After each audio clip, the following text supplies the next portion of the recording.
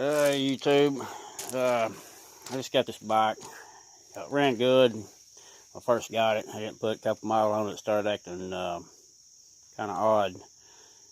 You know, under just normal cruising conditions, it would have a slight loss of power, and it would get a miss and a little bit of a backfire.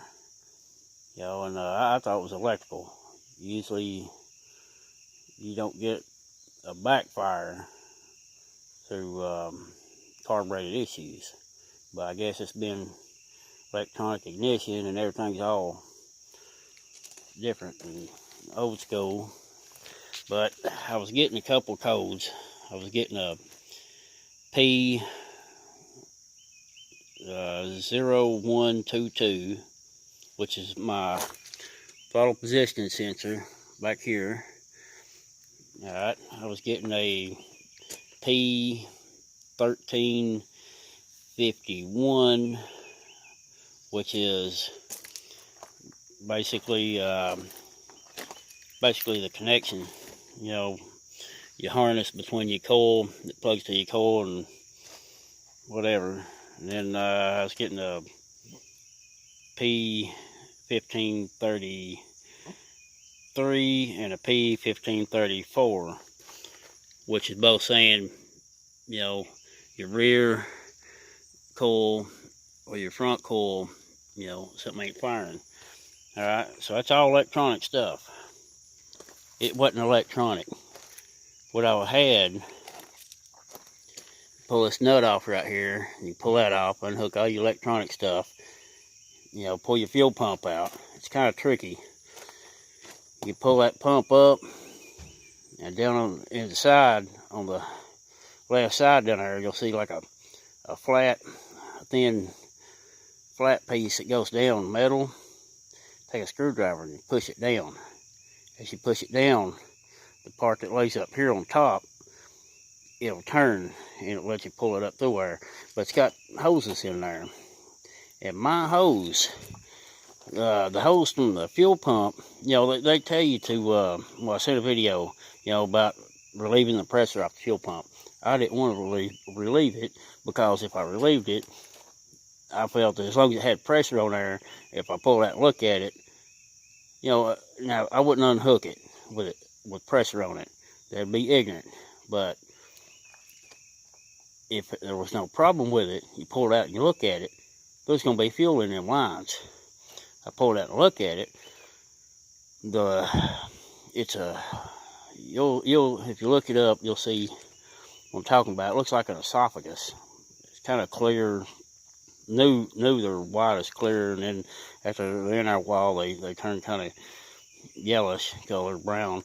But the one from the fuel pump to the pressure regulator, it was full of fuel, no problems there. I mean, you can see it had nothing but fuel in it, no air. Then there was another one, once it goes through the pressure regulator, it's got a little black piece that pops onto the back. Pressure regulator housing, you know, a filter and all that, but it plugs into the back of the housing, the plastic piece, and that hose runs down to the petcock over here on the side, you know, where it comes out here. Well, the hose that runs from here up to the back side of the pressure regulator housing, it had been in here rubbing against the side of the tank, and it put a little tiny hole in it, and that was making my making my bike do what it was doing and shoot all them electronic codes, you know. And this is a hose. Found the hole it had in it. What's got in it? Right there it is. Alright. This thing will zoom in. Let's see. Down here for a minute.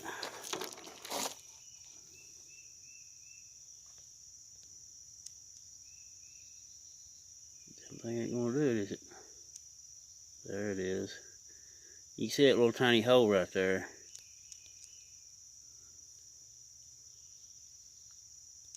That right there. And it's where it was rubbing. That rib and a couple of them all the way up to here, they got little rub marks on them. That one there has got one rub mark on it. But that one right there has got a hole in it. And that's what was causing my problem. And I called a couple Harley shops, and I got anywhere from $8 to $18 priced on that. And I bought one off eBay. It was a drag specialist for, I don't know, I think it was like $10. But nobody had it in stock, so I was gonna have to wait either way. But yeah, that's something. That's you wouldn't think that a hole in the fuel line would make it, you know, make it shoot all them electronic codes. But what it was doing is, you'd think that you'd get something to do with a fuel pump, but it didn't do that, you know. But it was starving for fuel, and it should make it. I guess the way these work is just making it a fire rod or whatever. I don't know, but so if you get a miss, you know, and it just ain't running right, and you're hearing backfiring, because it'd backfire a little bit, sputter, you know, you get a cough, it'd cough back, you know, to the EFI, and you get, but I tell you, I could get on the throttle, and man, this thing would just take off like a rocket, run great. But under normal cruising conditions, you know, it would, that mist would come in, and it was just there, and it felt like you know, you could feel it. It was losing power, you know, and but you get on the throttle, wham, it get gone. And like I said, I was getting them codes. Every one of them was electronic codes, but it wasn't. You know, it sat right there. And I'll tell you what I did. I put a fuel line, a rubber fuel line in there, and I put 1 gallon of gas in it.